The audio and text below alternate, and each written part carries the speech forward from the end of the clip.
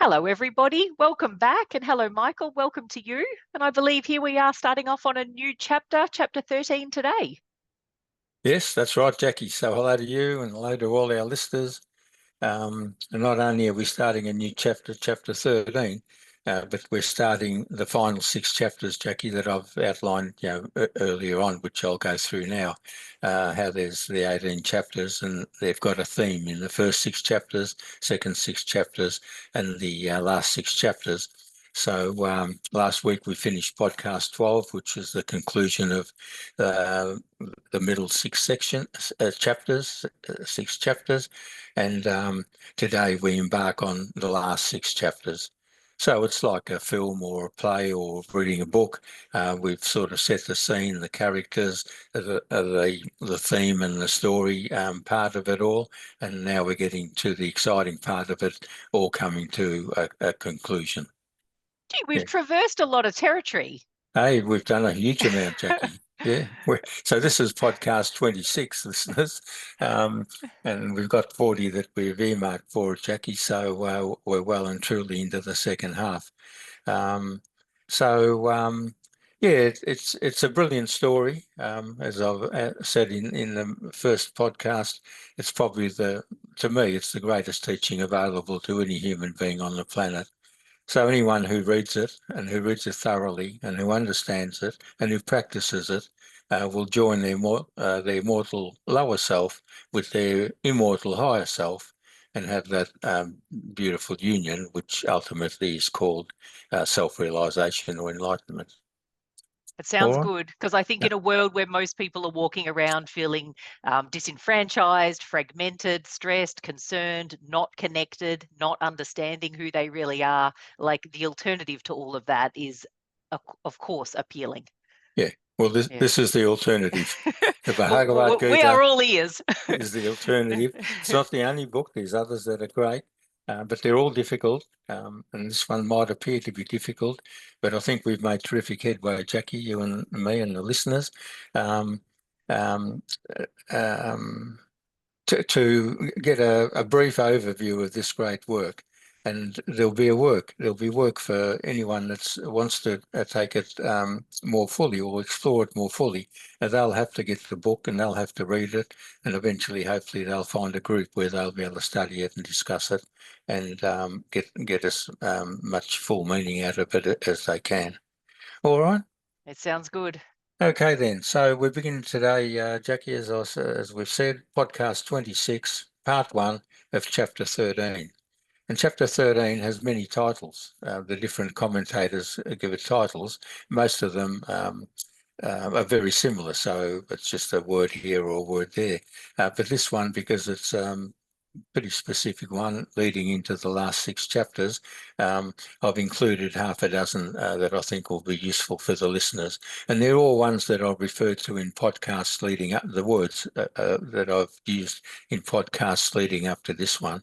So it says the chapter 13 has got different ways of saying the heading. And whether you use words like matter and spirit, that might be 2 terms that people can easily understand, or Prakriti and Purusha, which I've introduced recently. So Prakriti simply means matter and Purusha means the spirit. So you can see how they're exactly the same. And then another one that's introduced today, which I think is very, very useful for us all to understand, and I'm going to spend a fair bit of time on it, Jackie, is called the field and the knower of the field. So again, to keep it in line with those words, the field would mean matter or prakriti or the lower self, and the knower of the field would be spirit or purusha or God or consciousness. All right, so it's referring to the 2 aspects. And then it brings in the word discrimination, and we've touched on buddhi a fair bit during the podcast.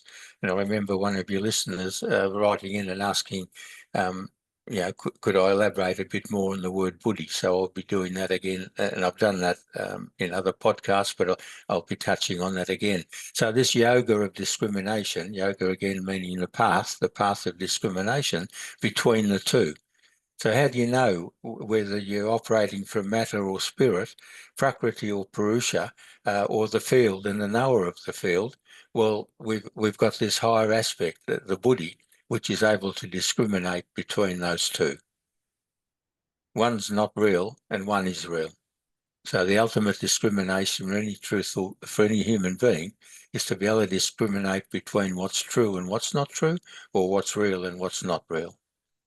And there's lots of booby traps and red herrings that are constantly across the world through media and politics and podcasts and all sorts of stuff that keep trying to waylay the individual and keep them imprisoned in what's called their own self-bondage, the bondage of continuing to be in the lower self and not shifting and operating from the higher self, which every human being's capable of doing, Jackie and listeners, and it's our job to finally end up doing that.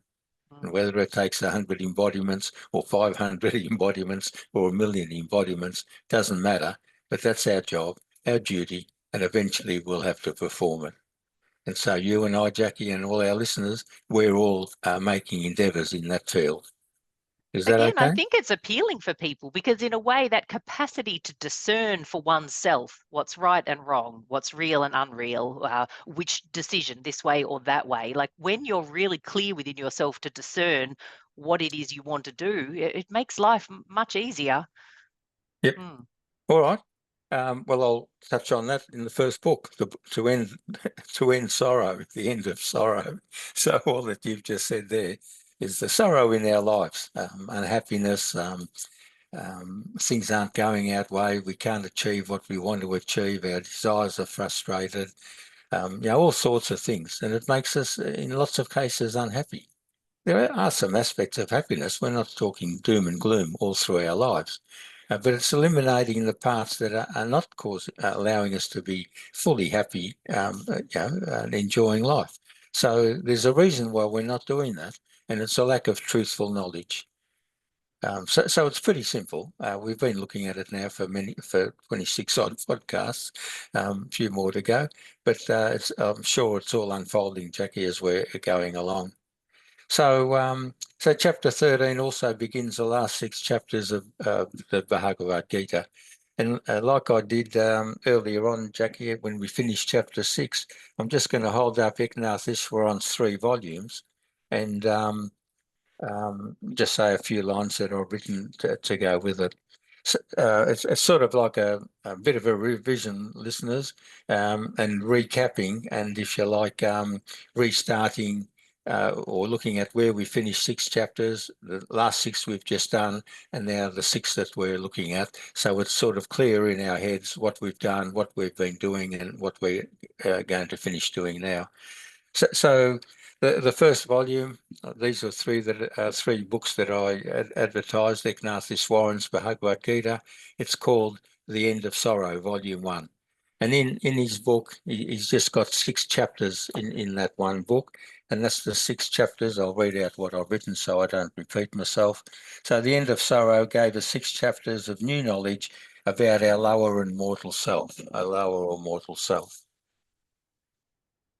I made special mention that early in the piece when we're introducing those 6 chapters, Jackie, you and the listeners might remember, but I made reference to the Temple of Apollo in ancient Delphi in ancient Greece. And on the temple where the guru resided at that time, it wasn't called a guru, but a seer, or someone special that had much higher knowledge. And on the entrance to that temple were carved the beautiful words, "Know thyself." And I specifically said to everyone, if you can cast your minds back, listeners, that most people have got no idea of who they are. And so that those 2 powerful words, "Know thyself," is the basis of what all the knowledge that a person has to understand, Jackie, listeners, come to understand that we're a very complex being. We're a human being, but we're also an immortal, non-human being. And we're in the one, and that makes it very difficult for most people to understand fully or at any sort of level those two aspects. So the first volume of his book and the first 6 chapters of any Gita all talk about how to end this sorrow in our lives. And also made mention to a handout that I found very useful to give out to students, Jackie, called The Dual Nature of Man. It's just a page handout, but he sums up beautifully a chapter called Happold. He says the nature of man is not a single one, but a dual one. He is not one, but two selves. And remember, you introduced the story of the 2 wolves to the people, the good wolf and the bad wolf. Well, this is just a higher way of sort of saying that same story. He says the phenomenal ego, of which he's chiefly conscious and which he tends to regard as his true self. That's the lower self, the human being part, body, senses, mind, emotions. Most people identify with that and think that's who they are. They've got a name, they've got a title, a husband, a wife, a professor or a bricklayer or a hairdresser or nurse or whatever it might be. All of the identifications. I'm kind, I'm not kind, I'm beautiful, I'm not beautiful, I've got brains, I'm dumb, everyone loves me, no one loves me, think I'll go and eat worms, all of those sorts of things. All right? And then he says, we've also got a non-phenomenal, an eternal self, an inner man, the spirit, the spark of divinity within him, which is his true self. So they're the 6 chapters that we've just covered, like 1,000 suns. And in those 6 chapters that we finished on the last podcast, we had the 6 chapters extolling the glorious nature of the higher self, the imperishable Brahman. So a lot of people, a lot of our listeners, Jackie, and yourself, would have got a deeper insight, I'm sure, in those podcasts dealing with those 6 chapters of this higher or divine part. You know, all of our listeners, and yourself included, know you've got one. You know you've got this higher self, but I'm sure that you've got a deeper insight into it after we've done these podcasts on the last 6. And so now we get to the last book. Volume 3, which is what we're starting on today, chapter 13, right through to chapter 18. So that's the end of the Krishna's teachings. Titled "To Love is to Know Me." Love meaning devotion, and we spent a lot of words on devotion, and I explained clearly the meaning of devotion in the last podcast. People are devoted to their footy clubs or to their friends or to their family and stuff like that. Well, we need even a greater amount of devotion. All of those are okay, but we need a higher amount of devotion to devote and love get to know and understand our higher self. And then we can live happily as the lower self within the higher self, or the higher self within the lower self, and live according to the truth. And that gets rid of the first book, The End of Sorrow. All right, all making sense, Jackie? Which again, I think a lot of people are ready to relinquish. No one wants to walk around with misery and pain. So yes, sorrow be gone. Okay. Well, we're all on the same path, folk, and we're heading up to the stars now in these next 6 chapters. So it's all going to come to a beautiful ending. So volume 3 is to love me, to love is to know me, gives us the final 6 chapters, marrying the 2 together. The first 6 chapters and the second 6 chapters. With the mortal self merging with the immortal self in divine unity, the 2 become one. And the whole aspect of self-realization or enlightenment is unity. So not 2 natures, just one. But in the 2 in the one composite. Our body doesn't disappear. We still stay in the body, but we have it ruled by our rightful ruler, which is our divine aspect, as against our unlawful ruler. That's a battle on the battlefield between the 2 warring parties, which is the egoic side. All right. So there's a lot to unpack in chapter 13, Jackie and listeners, and in 14, 15, 16, 17. But it's all beautiful. Everything's beautiful, but it's all coming together beautifully now. So we'll kick on. Hey, Jackie? I think so. Yeah. I mean, I'm just basking here for a moment, even knowing we're moving into the exploratory space of unification. Which human being doesn't want that, regardless of their level of understanding? Everyone If I knows fragmentation. We all want the opposite to that, even if we're not fully clear and can't comprehend exactly what that is. We all know we don't want the other. Beautifully put, Jackie. Fragmentation, disunity. So the opposite to disunity is unity. So fragmentation's the 1,000-piece jigsaw puzzle, all in separate pieces. When you put those 1,000 pieces together, you've got a perfect picture that you fully can see and fully understand. So we bring all the fragmented aspects of our lives over many lifetimes, listeners, into one united aspect, which is what will give us a beautiful feeling of peace and bliss. And if I can say so, Jackie, you got a beautiful glow about you today. Oh, thank you. All coming out in what you're saying, and and in the the strength in your voice. Beautiful. All right, so we'll get into it. The chapter begins with Arjuna asking. Yeah, he asks a lot of questions, but you got to ask questions, and these are real powerful questions he's asking now. So he says, he asks, what's the difference between physical matter, Prakriti, and the world of spirit, Purusha? That's the titles I read out, Jackie. What's the field and what's the knower of the field? How can one distinguish between one's worldly body and one's godly soul? These are important questions, aren't they, Jackie, that we've all asked and have been asking and continue to ask, and that's lovely. Well, now we're starting to get some really good answers. And then he says, how can one discriminate between the two? And I've just made reference to that. That's the Buddhi aspect. And then he says, is there any benefit in learning all of this?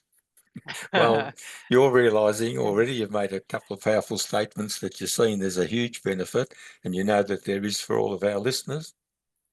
And it'll be for every human being that embarks on this. I've said on a number of occasions, I've lived the life of before, the mortal life, for nearly 50 years. There were some benefits, but there are also lots of nasties in there. The last 35 years since I've switched my focus onto this part of my being, the higher self, my life has altered dramatically. And because of that, I feel confident in it's like those ads, before and after. I've sort of straddled both worlds pretty strongly in this 80 years of my life, and I don't want to share too much about the first 50, but I'm delighted to share as much as I can about these last 35 years. All right. Mm-hmm. And so Arjuna has given Krishna plenty to work on there, hasn't he? So I'll give some of the answers in the following comments I make. So the Blessed Lord replies. He says, these are important questions that you ask, Arjuna. Every human being. Ask those questions. They're vitally important. And not only ask them, but listen to the answers, because that's what will bring about the changes. Asking the questions isn't going to cut the mustard. You've got to ask the questions, but then listen to the answers and take them on board. He says, you ask good questions, very important questions, for they cover fundamental aspects of who we both are. So he's saying you're the mortal and I'm the immortal. So these questions are covering who we both are, our lower self and our higher self. The body is called the field, Kshetra, Arjuna.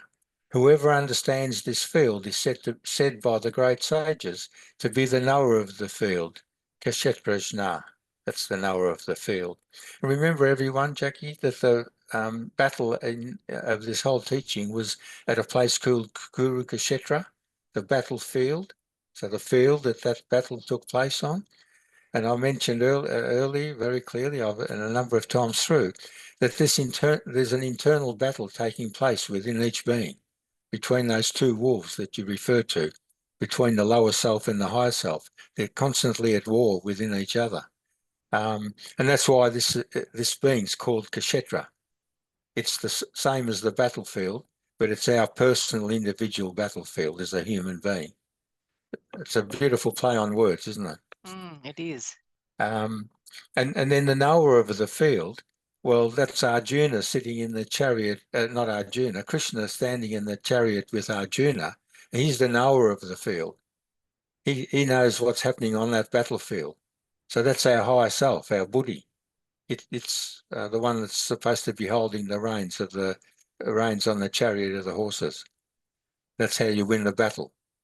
All good? All good. I'll keep on on the same theme, so it'll unfold even a bit more. So he says, only those who know they are not this field, in other words, you know that you're not this human body. You've got a human body, but that's not who you truly are. That's what's being said here. He said only they can be said to know the field truly. So in other words, you've got to know that you're the higher self to be able to observe the lower self and say, well, that's my lower self, and that's not who I really am. It's a paradox because people have so long identified with their lower self and thought that's me. Yeah, know thyself. Yeah, know thyself. Yeah, my name's Mary. Yeah, I'm a hairdresser, or I'm a nurse, or I'm a prime minister. And I'm married, and I've got 2 children. They're lovely children, and I've raised them well. And I like so and so, and I don't like that, and I like all this. But that's all false identifications. They're labels as a human being, but that's not who we truly are. Who we truly are is the divine aspect. And so he says, I am the knower of the field in everyone. So this same consciousness is the knower of your field, Jackie, and my field, and all our listeners, everyone on the planet. If the consciousness is the same in every human being. We have different bodies, but not different souls. Only the one soul, spark of the divine fire. So he says, I'm the knower of the field in everyone. And so to know both the field and the knower is true knowledge. When you know the true nature of the mortal material world, your grief and sorrow is destroyed. So hence volume 1, the end of sorrow. Your grief and sorrow, when you know that's not you, it all comes to an end. And when you understand the true nature of spirit, your higher self, Purusha, well then bliss is acquired and life's enjoyed. So there's 2 stark opposites. But we do it all as one. You know, part of you doesn't go out in the morning and go to work and, oh, there's my mortal being. And then part of it stays there and that's your immortal being. Everywhere you go, the 2 go. So everyone would be understanding that, wouldn't they, Jackie? I think so. Yeah. I like to make really sure on this because it's so fundamental. If you understand this, folks, you understand everything. All right. Were you going to say something else there, Jackie? Well, yeah, it's how funny, because I'm sort of contemplating like how to form it into words, but I'm just thinking there's times, even for people who are really in the early stages on this journey, there's times where everybody, I'm sure, can relate to those moments where we all front up to something in life and we present. Someone asks, how are you? The polite thing is to say, I'm very well, thank you. Now, you might have something entirely different going on the inside, but there's enough sort of social parameters at play that you just know if the circumstance is not right. You don't spill all that out. You put on the presentation, you put on the front, you put the interface forward, you do the correct or polite social thing that is relevant to the situation in front of you. And we all know that, and we've all done it at different points in our life, and we possibly all still do it quite a bit. But I think we also know, even if we're not perhaps spiritually aware or spiritually trained or educated yet, we all know that the experience of having had some voice or some awareness in the background that knows that all of this play, all of this dynamic that is deemed socially acceptable or the right kind of exchange to be taking place, that's all happening because we're kind of taught that it has to, but we often just know in the background that that's not really the truth. That's a presentation, that's what's expected of me, that's what I feel to do or is dictated that I do or whatever. Actually, some other part knows that something else would be desired or something else is the realness. So I was just, mulling over that, thinking that's a really nice way, perhaps, for some people who are still trying to grasp this, to just think we all know those moments in life where what you present is not the truth. Well, if that's not the truth, probably the awareness that that's not the truth is going to be your next best thing to tune into to start you on this journey, or to keep you moving in this way. Yeah, love the observation, because that little one that you're talking about, that's your buddhi, you know.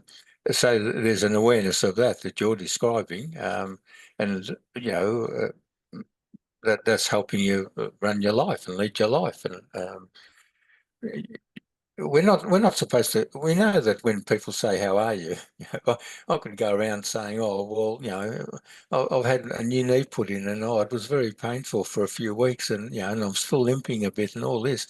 But you just say, "Oh, well, you know." People who you know and interested, just say, "I had the operation, but I'm getting over it now and starting to walk better." And you don't dwell on it. And you know, there's some people that you think, "Oh, I'm not going to ask them how they are," because they'll tell you how they are. They want to tell everyone how they are. Now, that's not a criminal offence or anything like that, but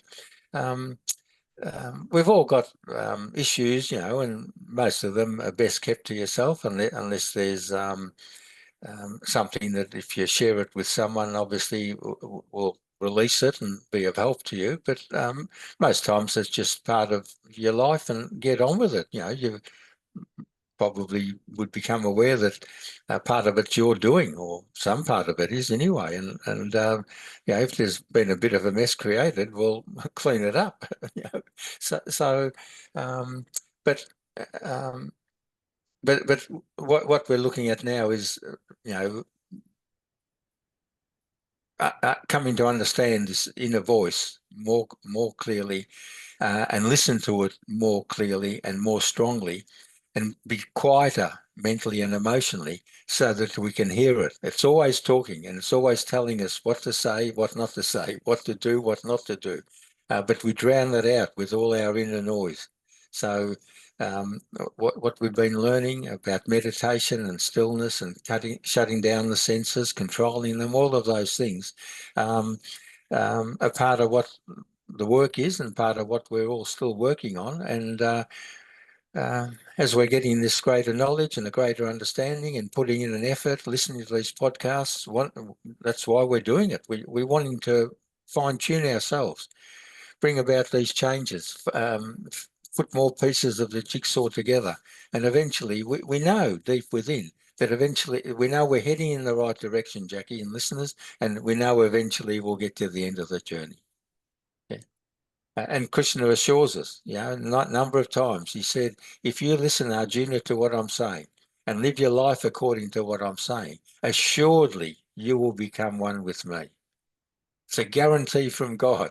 You will join me if you do this. But if you don't do it, well, you won't. There's no ifs and buts. There's no halfways. We do halfways or quarter ways and three-quarter ways leading up to it, but eventually it has to be that notion in the Christian teaching, thy will be done, not my will. Yeah? The divine law will be how I live and act, not according to my personal whims and wishes and desires and likes and dislikes and so on. All right? Very good. Okay. So what's been described here, Jackie and listeners, I'm going to now simplify it.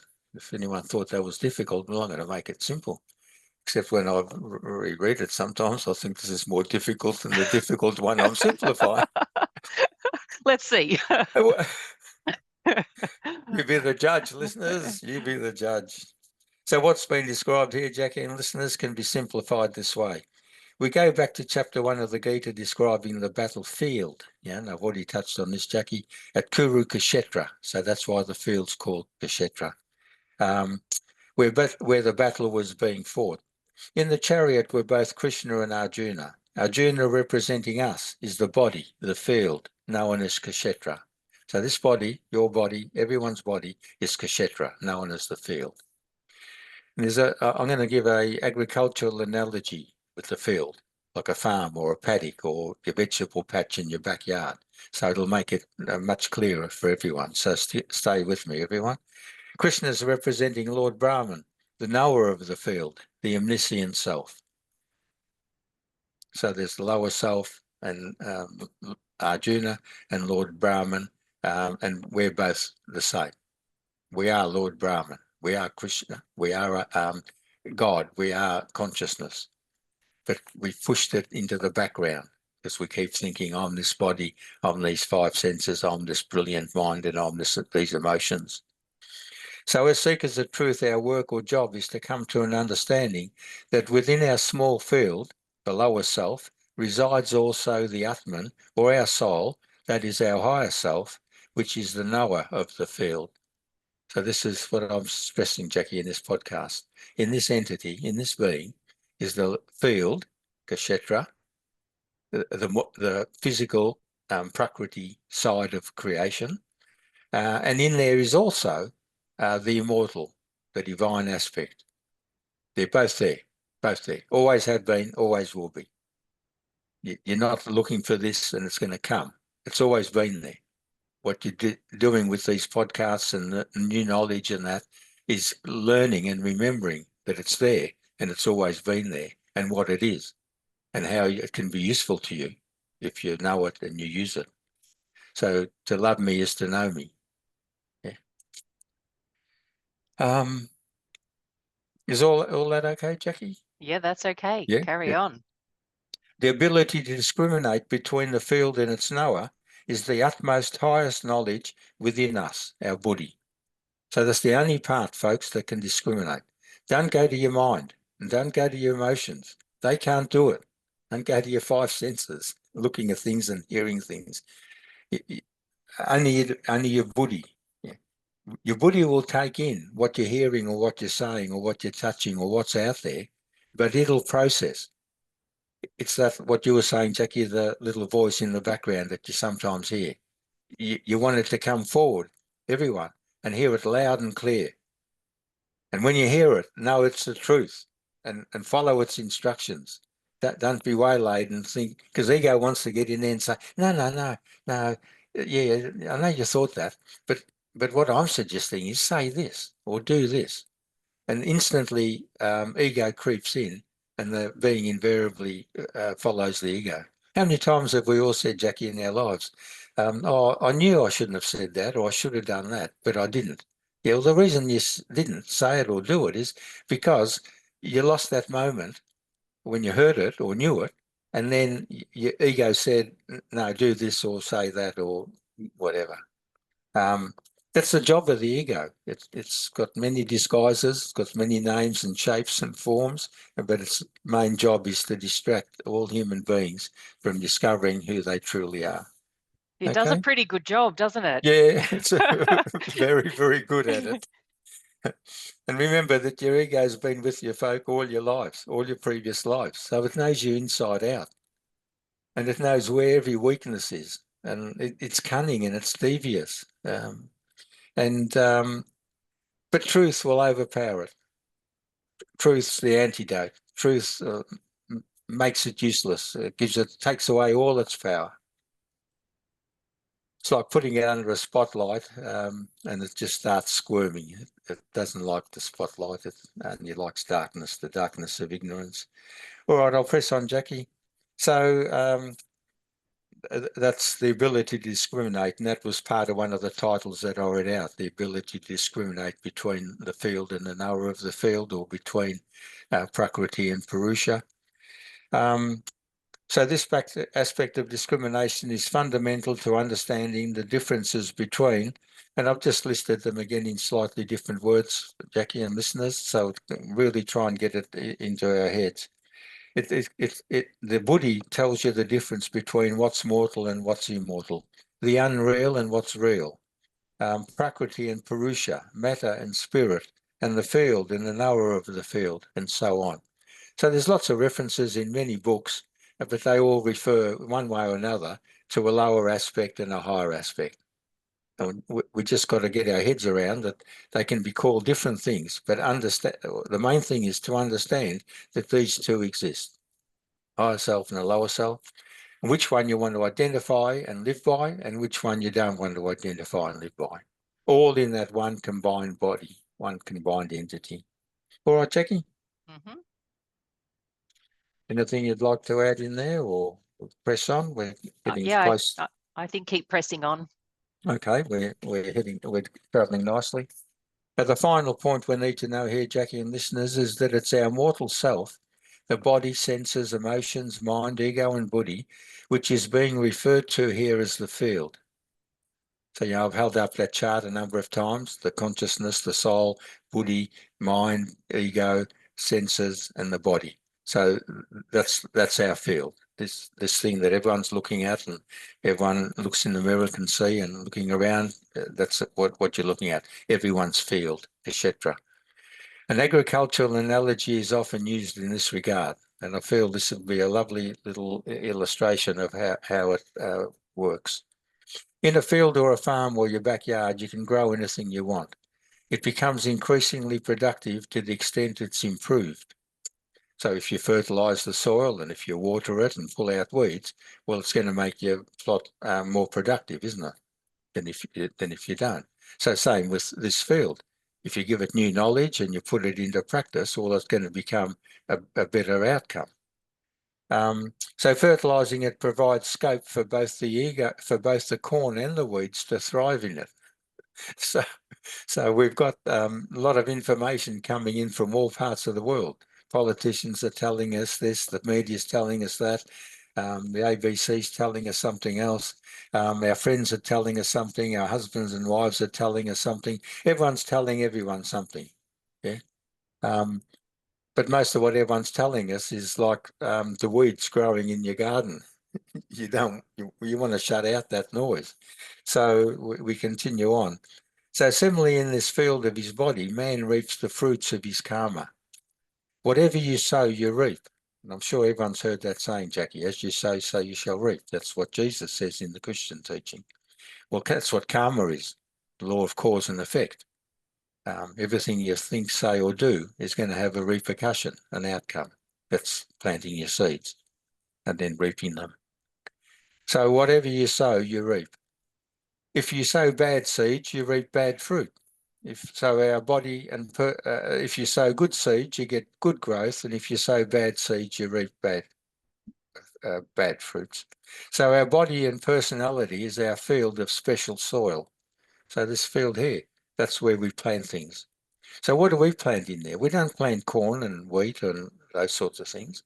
We plant desires and likes and dislikes and opinions and ideologies, don't we? That's what we plant in our seeds.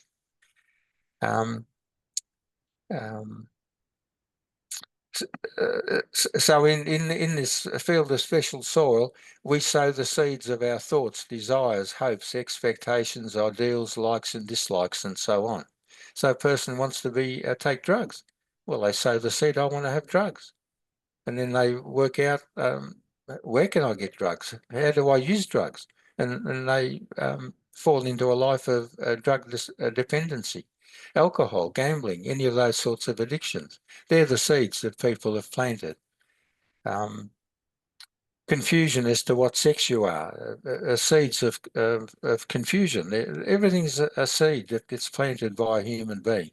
Nothing's by chance or by will or good luck or bad luck or fluke.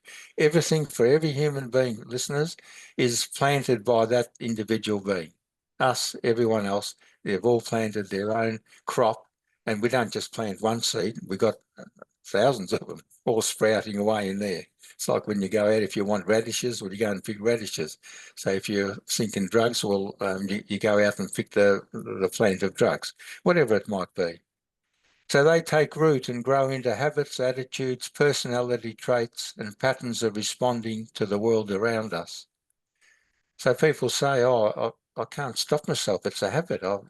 Try stopping smoking or alcohol or drugs. Very difficult. All of those sorts of things. Because they become ingrained in there. They've got deep roots into this Kshetra field, this garden of ours.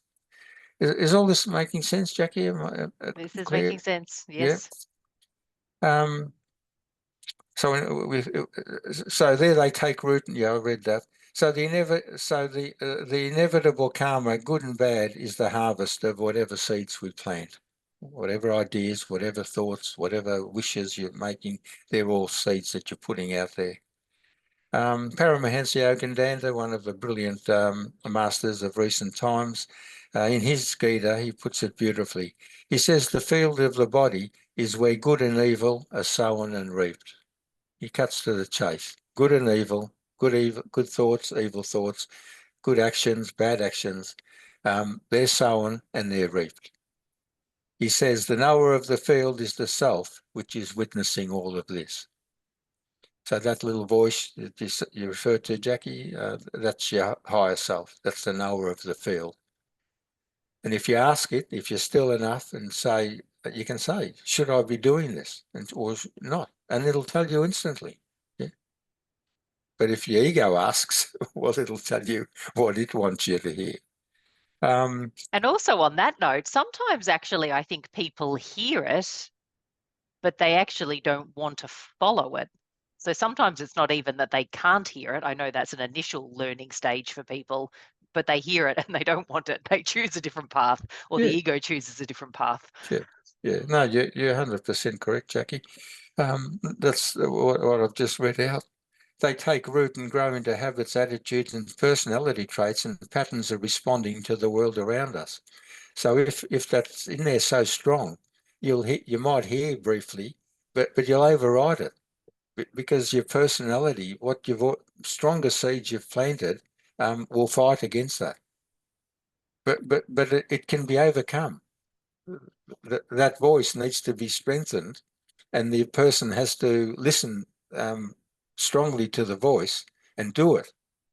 They got that's their habit to break, not the alcoholic's habit to break, stop drinking alcohol, or the drug addict to stop injecting drugs. All right, most people have got a different addiction, the addiction to the ego and to satisfying our sensual way of life, our sensual pleasures, mental, emotional, and physical.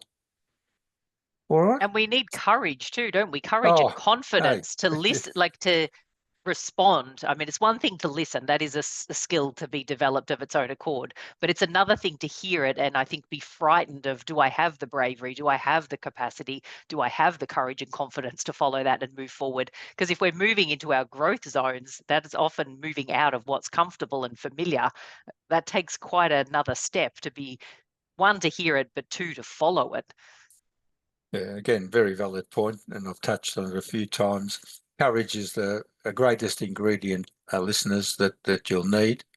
It's a different form of courage to fighting a fight, going to war, fighting an invader that's breaking into your house or whatever, going into a burning home to try and rescue someone. All of those require courage.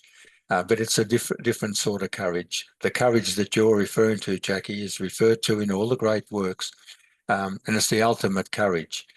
The courage to fight the battle at Kurukshetra, this battlefield here within you, is a different sort of courage. It's a subtle courage. But it has to be called on. Everyone's got it and everyone's got the ability, but they got to draw on it because the ego is constantly saying to you, don't go anywhere near it. It's actually telling you it's poison or it'll explode in your face or something like that. I had a gentleman who came to one of my cafe sessions for many years. He liked a lot of stuff, but he didn't like other parts. And he'd say, "Oh, I don't want to know about karma. I don't believe in reincarnations." But he liked to know a bit more about ego and things like that because that helped settle some aspects of his life. So that's all right. I didn't mind. He wasn't causing any trouble or something. But I remember on every occasion when I was mentioning in the group, people made a comment like you just did, and I'm stressing on them, or even if they don't raise it, I'd be stressing to do this work. Try and discover who you truly are. It requires enormous courage, more courage than you've ever experienced or drawn on or had to draw on in any previous lifetime. And he'd say, I don't get it. Why does it need any courage?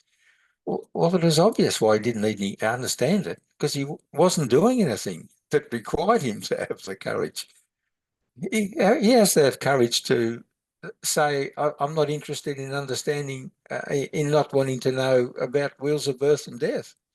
I'm not interested in knowing about karma. Well, if you're not interested or you haven't got the courage to explore those areas, how are you ever going to know them and overcome them? you don't know them, you can't overcome them, can you? So it's sort of funny in one sense, but bit sad in another. But he's not alone. Most of the world's with him. So I'll just continue on for a few more minutes, Jackie. And Krishna also knows that Arjuna is a bit worried about thinking, have people got different individual souls to match their individual bodies? And Krishna sort of gets in even before he asks the questions, and he says, no, he says, I'm the self. He says there aren't different souls, Arjuna. He says, I'm the self or soul in all kshetras. The bodies vary, but I'm the life in all the beings.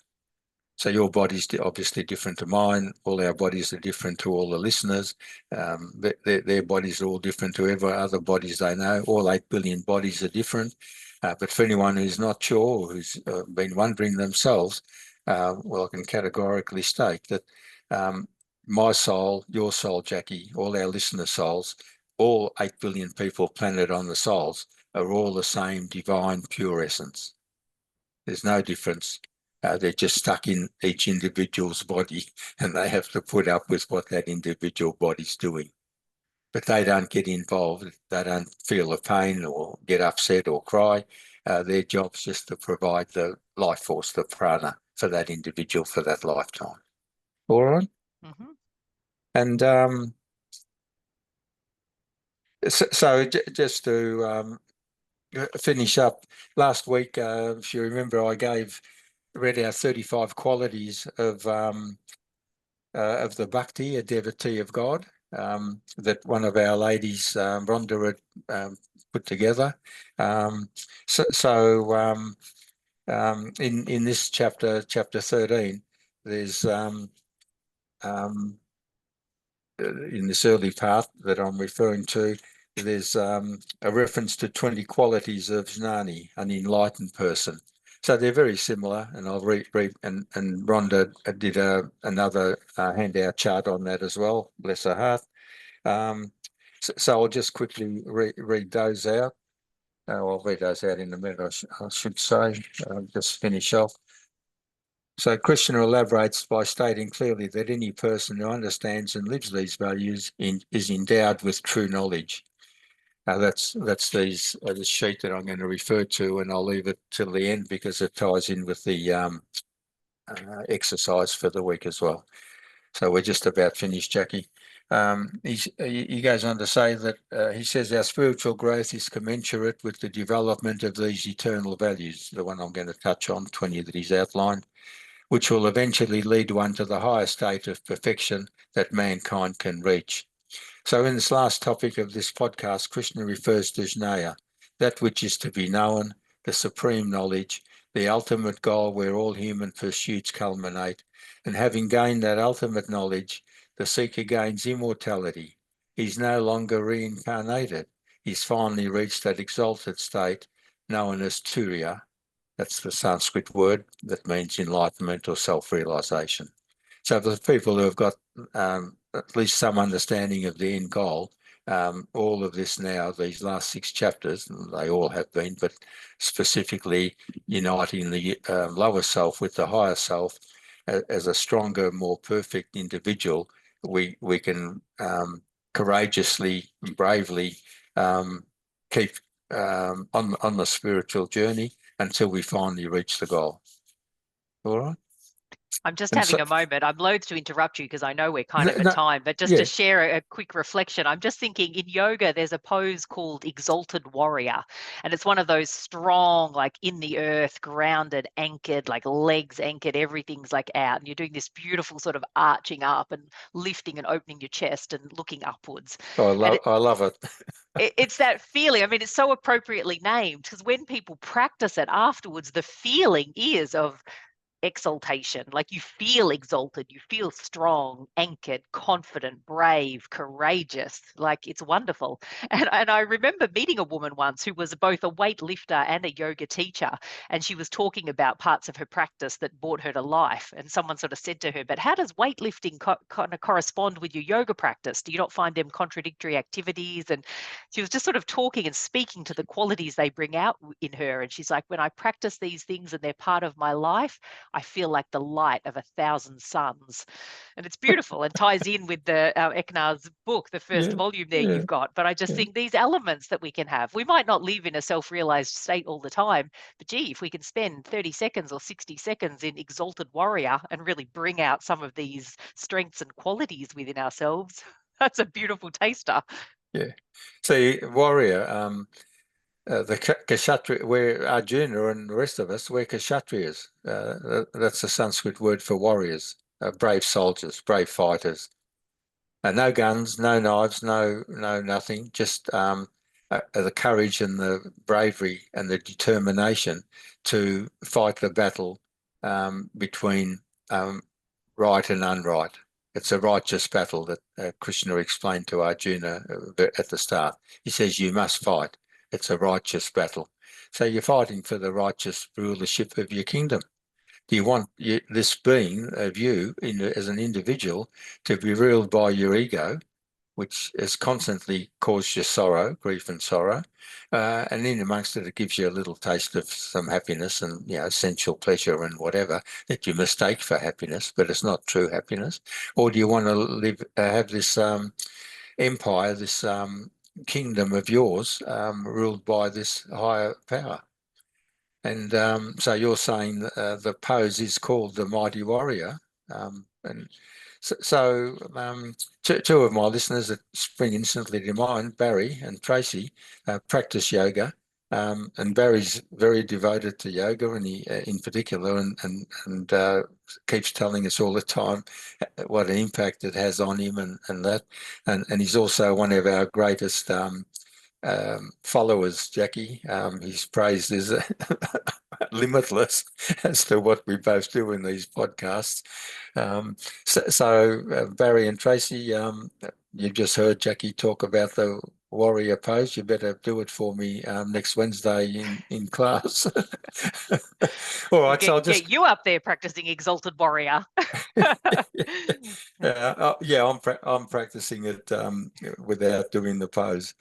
I'll just so these are the references, as I say, to those qualities that he's referred to there. I'll just quickly read through just words like humility, unpretentiousness, uprightness, purity. So listeners, this is your exercise for the week. How much effort are you making to pursue and refine these qualities?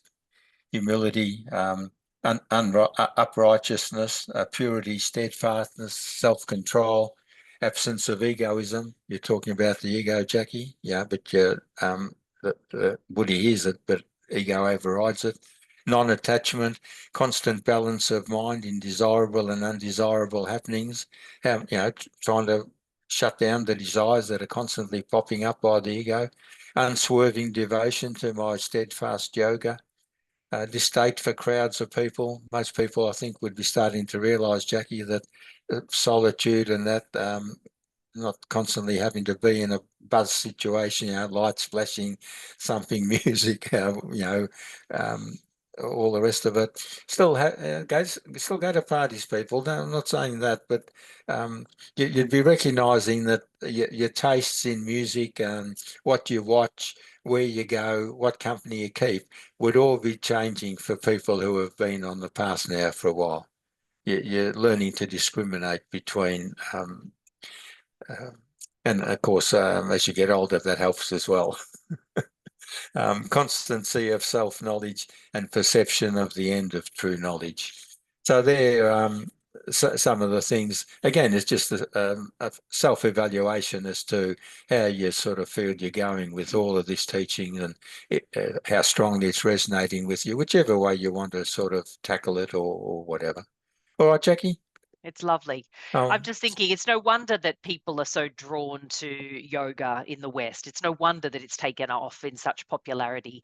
And even though I would say mainstream yoga is probably less spiritual, now that it's been sort of exercised to become more, physically based. But a lot of these qualities you've just read out, they're things that are accessible through practicing the poses, the groundedness, the solidity, if you're paying attention, you're opening your inner eye, your inner ears, cultivating quiet so you can hear the inner voice. Like, no wonder people are drawn to it en masse, because even if they're not sure of the spiritual journey that it can continue on to, there's the opportunity within the physicality of the practice to start to discover some more of the inner realm. Yeah. Beautiful list of qualities, and a lovely focus for us all for the week ahead. You've touched on that point before, Jackie, and of course, being part of your life for 20 odd years, teaching yoga and that, it's a big part of your life. It's called in the teachings of the East, it's one of the paths, yoga, hatha yoga.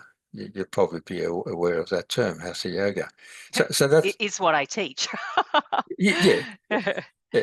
But they don't include it, the great masters, in the three main yugas of reaching God. Jnana yoga, the path of knowledge; bhakti yoga, the path of devotion; and karma yoga, the path of action. So they're like the three main ones.